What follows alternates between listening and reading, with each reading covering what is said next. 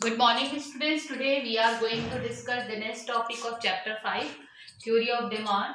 Today we are going to discuss assumptions of law of demand. Till now we had already discussed law of demand and reason behind law of demand. What was the law of demand? Law of demand says if prices increases, demand decreases. If prices decreases, demand increases. If other things remains constant.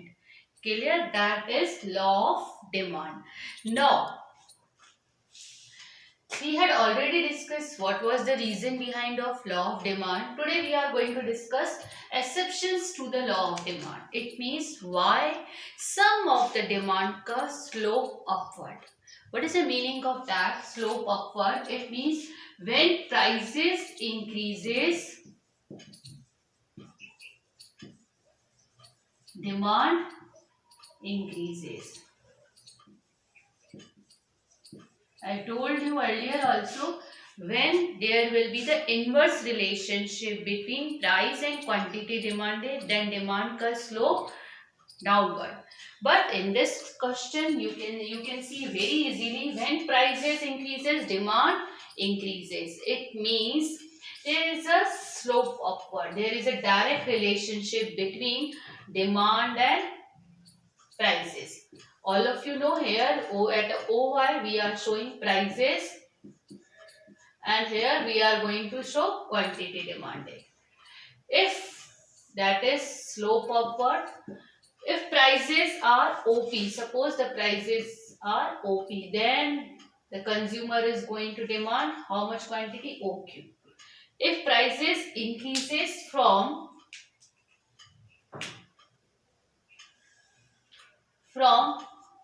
OP to OP1, then quantity demanded also increases from OQ to OQ1. Why it's happened? Why? Some of the demand curve slope upward. Why? The consumer is increasing demand when prices increases. There are three reasons behind it. First reason, that is article of distinction. If the goods or commodity are the symbol of article of social distinction, it means if these goods are prestigious goods, then in that condition they are demanded more when prices rises and they demanded less when prices less. Why? Because if prices decreases, that will not be, no more will be the prestigious goods. So because of this reason, the rich people are not going to buy these kind of goods. According to the Professor Veblen, because of this reason, these goods are known as Veblen goods also or prestigious goods also. This is given by the Professor Veblen. Article of distinction goods, Veblen goods and prestigious goods. These are the goods has been given by the Professor Veblen. He said there are certain goods which are the symbol of prestigious and these goods are demanded to maintain social distinction. So when their prices decreases, it will not be, no more will be remain the social distinction commodity. No more will be remain as a prestigious goods. Because of this reason, they demand less when prices decreases and they demanded more when prices increases. Clear? Here we can take an example of prestigious diamond. Next type of good that has been given by Professor Giffen. That's why we have given the name of Giffen goods.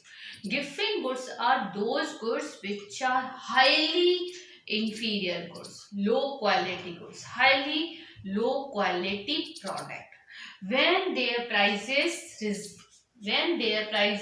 falls, these goods demanded less because these kind of goods are highly inferior goods or we can say highly low quality of product.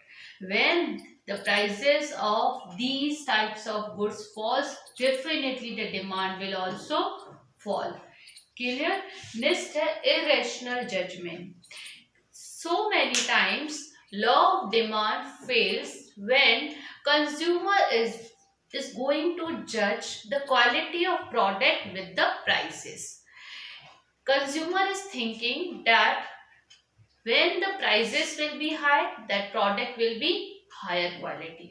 Low prices, it means low quality product. So they are demanding more of those goods whose prices are high.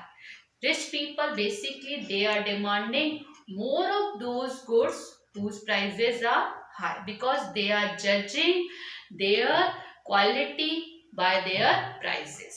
So in that condition, we can take an example of organic goods product and non-organic products. All of we are thinking, or we can say rich people are thinking the product of organic farming, organic product that are costly, and because of this reason the quality of this product will be good. So because of this reason, the prices of this commodity when increases, we are demanding more and more. Clear? Now we are going to discuss the next topic of it.